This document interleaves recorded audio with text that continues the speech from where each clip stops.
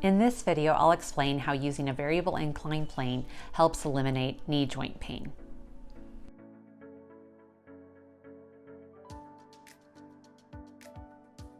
Squatting at various depths is required for activities like sitting down on a chair, getting out of the car, going up and down stairs, as well as for running, jumping, and sports like basketball and tennis. When someone has knee pain, they're often told to stop squatting.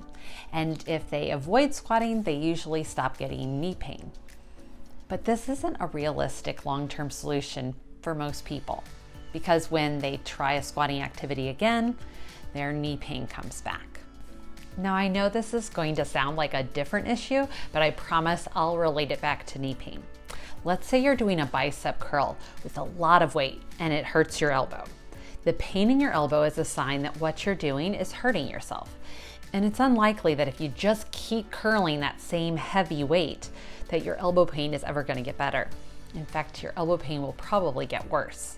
But instead, you put the weight down and bend your elbow without holding any weight at all, your elbow may feel fine.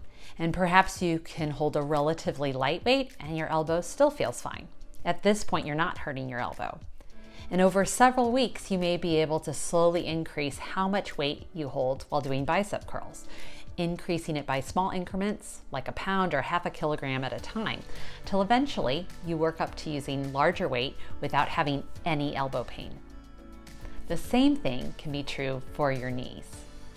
If you're having knee pain during or after activities that include squatting, then using less weight while doing so will oftentimes eliminate your knee pain. If you're carrying extra weight, like you're taking stairs or running with a heavy backpack, it might be as simple as taking off the backpack. But if you're not carrying any extra weight, it may be that your body weight is too much for your knee joint. Losing weight may be part of the answer, but not everyone with knee pain needs to lose weight. So this is where the variable incline plane is incredibly helpful. A variable incline plane is a piece of exercise equipment that consists of a platform to lie on and several different levels that change the angle of the platform to make the exercises easier or harder. To learn more about the variable incline plane, watch my YouTube video, How to Choose a Variable Incline Plane. Squatting is one exercise that can be performed on a variable incline plane. If the machine is set at a relatively low angle, you may be able to squat without pain. When I'm working with clients, I help them find their squat load tolerance, a designation developed by my colleague, Dr. Doug Kelsey, the author of the 90-Day Knee Arthritis Remedy and the Runner's Knee Bible, both available in ebook format on Amazon.com. Squat load tolerance is the percentage of body weight that someone can squat 5 times with good form and without pain. I typically measure the squat load tolerance for each leg separately. Even if someone has pain in both knees, their squat load tolerance may not be the same on each side. Your right leg may be stronger than your left leg, for example. A variable incline plane has several levels, and each level is associated with a certain percentage of body weight. So one particular variable incline plane models that many of my clients use has 6 levels. When they're lying on level 2, they're squatting using 20% of their body weight.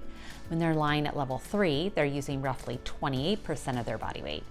And at the top level of this particular machine on level 6, they're using 50% of their body weight. It's important to remeasure the squat load tolerance of each leg periodically and then gradually make the squatting exercise harder. For more details on this measurement, check out Dr. Kelsey's website. The process of positioning the variable incline plane at gradually higher and higher levels to perform harder and harder squatting exercises typically occurs over several weeks or months. And when someone's able to squat with 50% of their body weight on each leg using a variable incline plane, they're likely ready to reintroduce upright squats without getting knee pain. So standing up and sitting down from a chair without using their hands, for example. Similar to gradually adding more weights during a biceps curl, using a variable incline plane to gradually add more weight while squatting eventually results in being able to perform the movement with greater amounts of weight without getting pain. And that leads to a more active and enjoyable life.